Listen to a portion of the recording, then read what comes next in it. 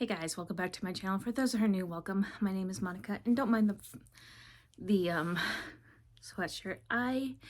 It is actually fairly cold for where I live right now, which is not completely normal, but I'm really enjoying it. So anyway, welcome to my monthly wrap up, and I read 36 books. I am not going to tell you how many star ratings or anything like that because I just wanted to talk about a few books that I really wanted to highlight. So off my 23 books I read in 2023, I did read The Air by Sophie Lark, and I gave it 3.5 stars. Okay, so here's the thing with this one. I did not connect with Leo as a character. He was so self-centered at the beginning. I liked Anna as a character. She was interesting. I liked how he was more sunshine and she was more grumpy. They depended on each other for their moods and stuff, where they depended on each other for their sunshine, which I really liked that aspect. I didn't really need the love triangle because we all knew who she was going to be with in the end. But I think my issue with this book was that because I knew who she was going to be with the end, it was just drama that didn't necessarily need to be in there. It was drama for the sake of drama. I like a good angsty mess, but there has to be a reason for it. Someone has to be a jerk just to be the jerk. That's the thing is, the reason why I really liked the book the way I liked this book, because I did really like it actually, this is the reason why I rounded up to 4 instead of putting it down to 3 or even giving it a lower rating, was because I liked Dean. I really liked the character of Dean. He was sneaky and cunning. And so I'm going to continue on in this series because I want to read The Bully now, because I'm excited for that one. But for Leo, he was fine. He was supposed to be grandiose, but he wasn't for me, and that's okay. And I'm not the biggest friends to lovers romance person either. So yeah, there's that. But also I read The Autumn Bride by Anne Gracie, and because I read a few historicals this month, and I absolutely loved this book. This book was just so interesting. This book, I gave it 5 stars, okay? So this book was about basically a found family. So these 4 girls, they're 2 sisters. The 2 sisters, they were, oh my gosh, what was her name? Abby. Abby's Abby's sister was kidnapped and put into a brothel. I was like, oh my gosh, this is like a historical dark romance. I'm all here for it. She needed to save her sister, and so one of the girls that helped her save her sister, and this other girl, they all were able to go and help. They were able to get away from this brothel. Well, she ended up climbing through this window of this older lady, and this lady, who was bedridden, was basically being abused by her servants, and they were stealing from her. She ended up basically kicking out all the servants and started taking care of this old lady. And then comes the aristocrat named Max, and he's like a pirate, and I loved it. It was so much fun. I enjoyed this book. It was great. I loved the wit. I loved the banter, the romance, the heart. Max as a character was very refreshing. He had a great sense of humor. There was a suspense plot that was really, really good. I didn't actually think I was going to enjoy this book because I've never read an Anne Gracie book before, so she was a new to me author, and I really loved it, and I cannot wait to go through this series. So that one was absolutely 5 stars for me. Another one that I read off my 23 books in 2023, which was also on my TBR, was Lotus. I just did not connect with the heroine and the hero. I don't know what it was. the prose were gorgeous. Like, Jennifer Hartman can write her butt off, but character development, the suspense plot was so good, but it just took too long to get there for me. I don't know what it was. I gave it a 3.5. I rounded up to 4. And if it wasn't for me getting bored, but also I've been kind of in a mood, so maybe I've read it at the wrong time. That could very well be because I've been in a mood. But yeah, I read Shadows of You by Catherine Cowles. Aspen is hiding from a person who wants her dead. And Roan is hiding something that happened to him after he was suspected of these brutal attacks that happened in book 1. I feel like this is her magnum opus because the balance between the romance and the suspense is perfect. The character development is perfect. Her red herrings are really well done. She was able to, the romance was believable. The character development was perfect. The relationship between the heroine's daughter and the hero, so that development was just perfection. I mean, and then you have all the side characters and their role in everything, and everything the way Catherine Cowles did it was wrote it, and the way she developed the characters and the way she paced it was just so well done. I really think this was her best work. Is it my favorite of her storyline wise? There, I said it correctly. No, that's still this Reckless Refuge. I just love Reckless Refuge, but this one, I love the story. But this one, the way she wrote it was just like, she was on her game with this one, and I loved it. I gave it 5 stars, and it's just so good. I did a Dr. Rebecca Sharp binge for her, I don't even remember. Oh, it's the Reynolds Protective Group series. I'm gonna tag Jess. I'm tagging you in this, and I hope you watch this because this is like 4 brothers. They start with, okay, the first book was Archer. I gave that one 4.5 stars. Kiara's father was a hitman for the mob, and he turned tailco and snitched to the FBI, and now she's in the witness protection program. And Archer was originally part of the Boston PD, and she had to die to live. And 4 years later, when they met again when stuff happened in a small Wyoming town, and it's their romance, and it's a second chance romance, and it was so good. I absolutely loved it. And then I really love this one. So absolutely delicious. It was, the suspense was so good because she's now a tattoo artist, and she's like, the mob is never gonna find me. Dr. Rebecca Sharp actually put in a heist that really did happen. So she put in some real events that happened, and I just loved it. Then she did Hunter.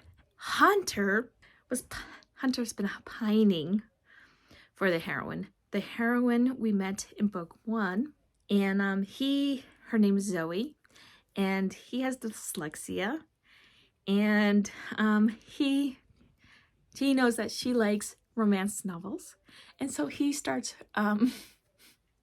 listening to audiobook romances just so he can have something in common with her. And I'm just like, be still my heart. I loved it. And she's running from someone who was stalking her and her past. And he obviously is going to protect her. And so Archer is the oldest, then it's Hunter, Gunner, and Ranger. They're all brothers. So yes. And they live in this small Wyoming town, okay? And it's a small town. So these are all small towns romantic suspense. So these are up your alley. They were up my alley. I gave this one 4 stars. I loved it. And I just love the fact that the romance writer is the heroine in book 4, but we get to book 3, which is Gunner. In book 3, I gave 5 stars because it's a surprise baby. It was a one-night stand. Gunner's kind of a playboy. He's a one and done type of a guy. And on a spring break, he meets Della, who, come to find out, she did not know how to reach him. Her dad owns a hotel in the small town. He's tasked to protect her, and when she walks off the plane with a very swollen belly, he's like, shit. I was like, oh yeah. Oh, that was very messy. I loved it. And someone is trying to kill her. And so he's tasked to protect her and his unborn child. It was so good. I loved every minute of that book. That was 5 stars. Oh man, so good. Then Ranger. Ranger is compared to Criminal Minds. They compared him to gosh, my name. He's running a blank. What is his name? Dr. I was about to look it up, but Dr. Spencer Reed. Ranger is the youngest, but he also has an eidetic memory. He can remember everything, and he knows facts. He can read what I think it was like 20,000 words a minute. And the Sydney is the heroine, and she is the romance writer from who everybody loves her books from book 2. And she has to run away because her fiance, she broke up with her fiance because he was cheating on her. And now she has to get away because she killed off a main character. Now everybody hates her because she killed off a very popular main character. And now she has a stalker. And yeah, I loved it. I gave that one 5 stars too. It was really good. He's a virgin hero. I love a virgin hero.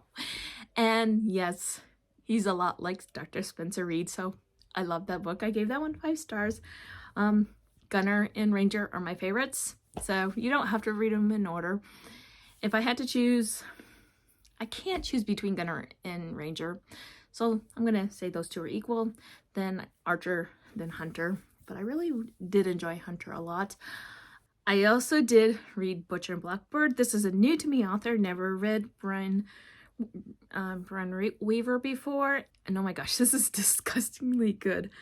This is a dark rom-com. I did not know I needed this in my life. It's so unhinged. It's about 2 serial killers who play games, not to each other, but with each other. I actually listened to the audiobook.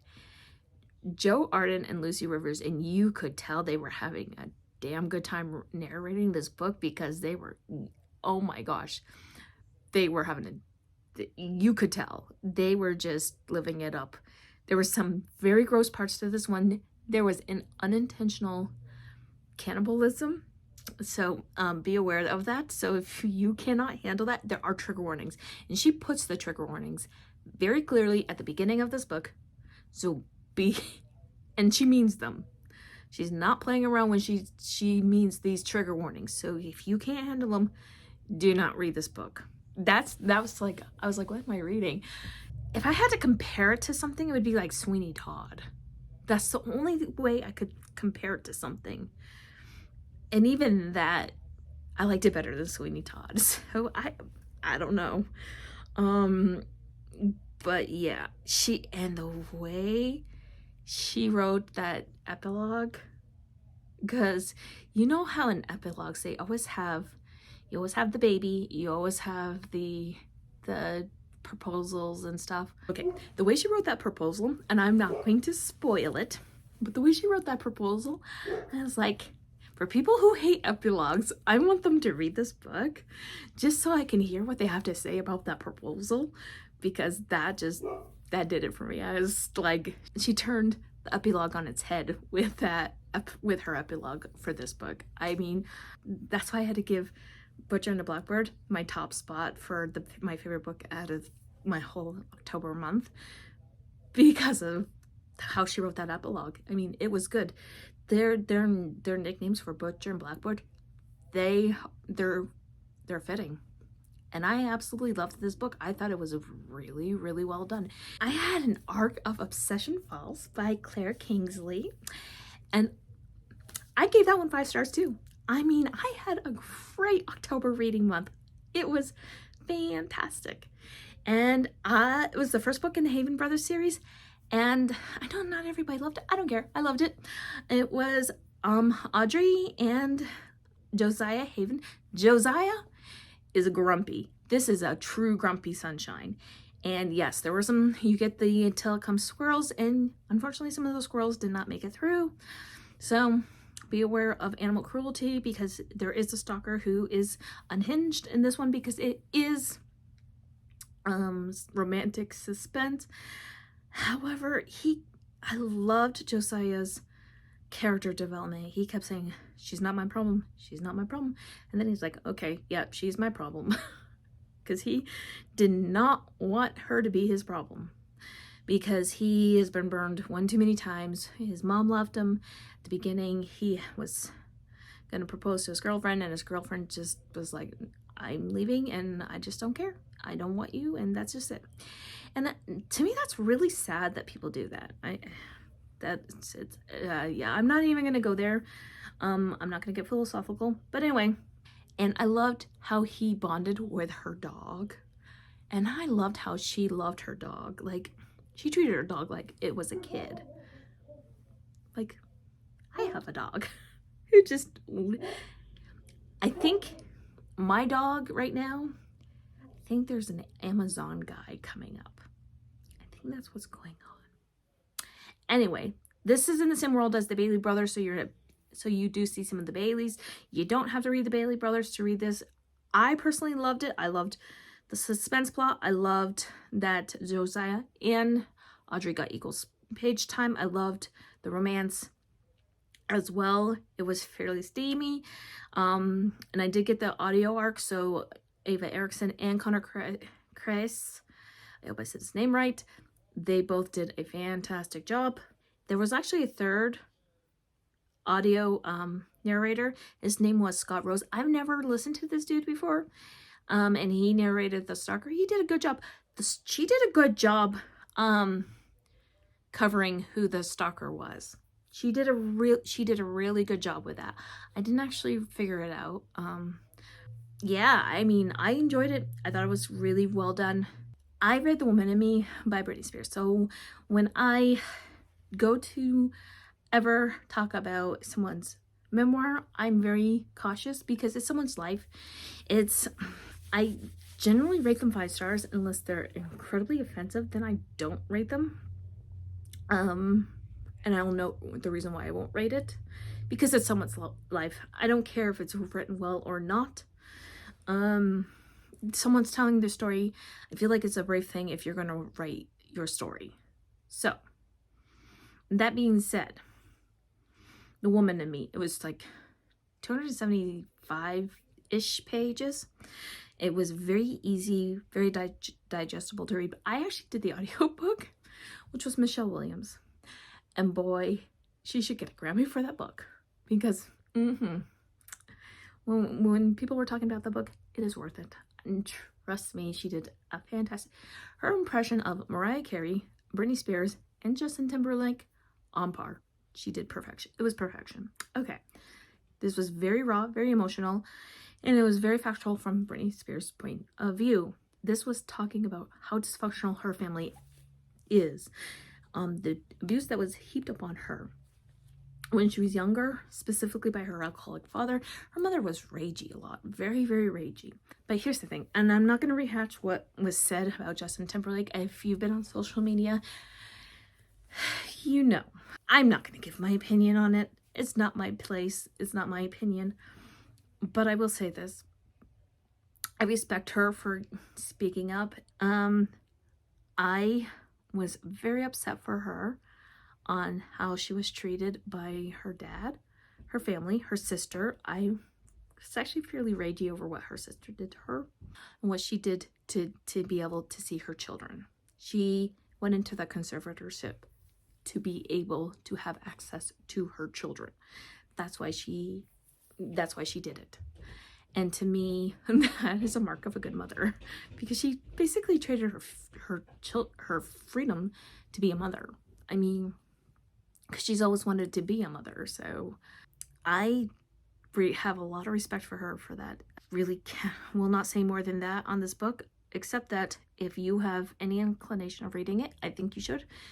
I think it is worth reading. I think if you are going to read it, you should definitely do the audiobook, because Michelle Williams did a fantastic job. She really did. I highly recommend it. That's just a sampling of some of the 36 books I did read in October. Let me know what you read, and if you've read any of these down below, and what you thought of them. And if you don't want to comment on any of this, but you want to let me know you've been here, please leave me a turkey emoji, since we are now in November. And until next time, my friends, happy reading. Bye.